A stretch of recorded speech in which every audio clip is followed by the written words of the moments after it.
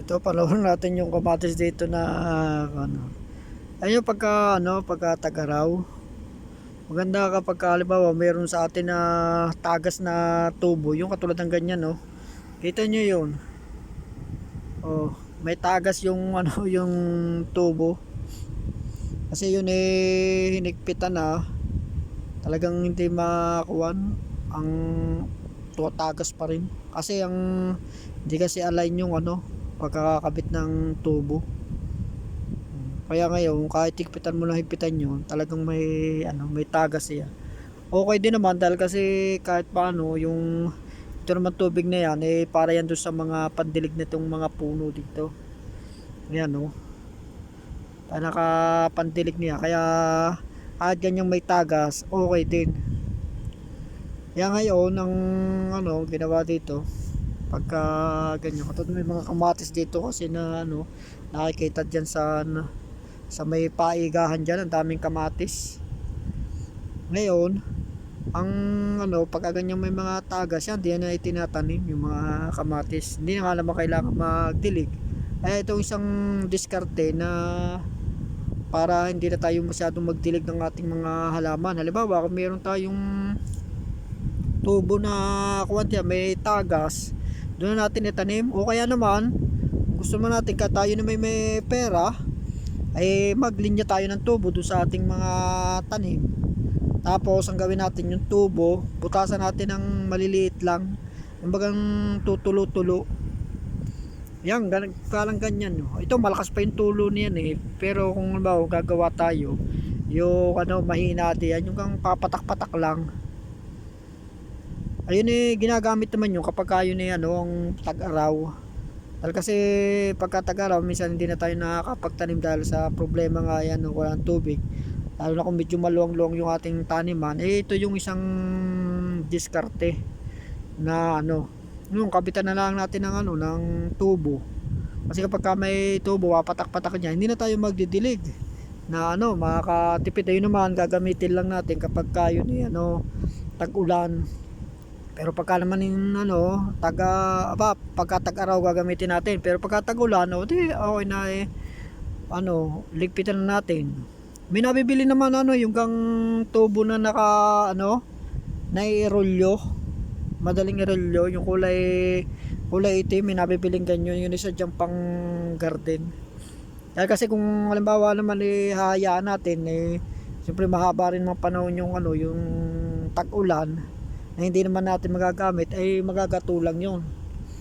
Ngayon kung tatago muna natin tapos sa tag-araw saka natin ilalabas. Kaya mangyayari kahit na tayo tag-araw, marami tayong mga gulay. Ito nga yung isang diskarte. Pwede tayo dito makakuha ng isang diskarte kasi nga ay may leak nga yung yung tubo. Ngayon kahit paano para hindi naman masaya kasi yung dati umaapaw lang diyan sa sa karsada. Ngayon ang ginawa sinanggahan na garto. Yun, nakapagtanim nga ako ng kamatis. Yung may tanim ako dun sa kamatis. Mga maliliit pa. Yung naroon sa kabila. Tapos tutulo-tulo nga yung tubig. Automatic madidilig na. Kaya kahit tag-araw, marami tayong halaman. Kaya ganyan lang natin. Ang isa pang kung meron nga tayong ipunan. Siyempre minsan naisipin natin na magastos sa tubig. Sa Pilipinas naman kahit tag-araw, paminsan-minsan umuulan sa Pilipinas. Kahit tag-araw, paminsan-minsan. Ngayon, ang maganda sana meron tayong ipunan ng ulan. Ipunan. Mga drum. Kung tayo may pera, bumili tayo ng yung kang may nabibili naman tangke na malaki. Tapos yun doon natin ipunin yung ulan sa bubong ng bahay. Tapos ang gagawin, kakabitan nyo ng tubo. Tapos doon sa may mga butas-butas yun sa tapat na yung mga halaman. Hindi na kayo magdidilig. O kahit may halaman, kahit may mga talong. Siyempre ang kagandahan kasi ng mga talong, yan halos 2 taon yung yung talong kung pagsapit ng tag-araw. Kung hindi natin sila madidilig, manghihina sila madaling tatanda, hindi na tayo makakaan eh. Ay baka mangyari magtatanim na naman tayo, pero kung halimbawa meron tayong tubo, tapos yung ating pandilig ay tubig ulan, aba mas magandang ang mas magandang ang pandilig yung tubig ulan, dahil kasi yun walang wala yung mga gamot. Kasi yung mga tubig pa sa kuwan, may mga gamot pa yan eh. Yung tubig sa gripo. Kaya kita ninyo yung halimbawa, magpapalit kayo ng tubig dun sa aquarium, ay galing agad sa gripo at hindi nyo pina-ini-stock yun ng mga magdamag. Ay kita yung patay agad ang mga isda. Kasi yun may chemical kasi yun. Yung mga tubig natin sa gripo. Ngayon yung nasa ulan yan, wala yung yung tubig ulan. Wala yan, kaya yan mas maganda pang pandilig. Kita niyo pagka minsan ba may mga halaman, may mga tanim tayo, diligin niyo nung galing sa gripo na direkta tayong kuha sa gripo. Pagkatapos didilig natin sa ating mga tanim, mga kamatis, mga talong, pechay. Ito parang medyo mahina siya. Pero tingnan niyo pagka napapatakan ng ulan. At tingnan ninyo sila mabilis lumago. Kahit yung mga damo pagka napatakan ng ulan, ang bilis lumago. Kasi nga yung ulan, wala kasing chemical yon.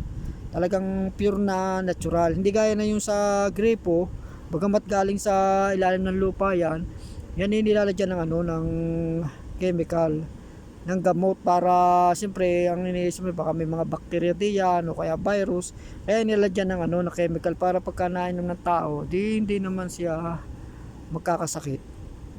Ay ngayon pag naman ginamit natin sa halaman, yun nga medyo hindi man siya talagang naapektuhan ng masyado, pero medyo pansin natin mabagal ang kanyang pero kung gagamitin natin yung ganan, yung magandang pandilig, yung mga bukal, halimbawa meron lupa kasing mababaw lang ang tubig, o yung galing sa balon, yan mga maganda yung pandilig mula sa bukal, mula sa ilog, sa mga sapa, yan tubig ulan, yan maganda yan pandilig. Kaya yung isang diskarte nito para hindi na tayo mahirapan sa pagkatag-araw, marami pa rin tayong gulay, ay yung may tubo tayo. Ay ito nga isang halimbawa, itong may leak na ito, yan nakakuha tayo ng isang diskarte. Kaya yun, kahit tag-araw, walang tigil tayo sa ating pagtatanim at walang tigil tayo sa pag-harvest. So sige, maraming salamat, hanggang sa muli.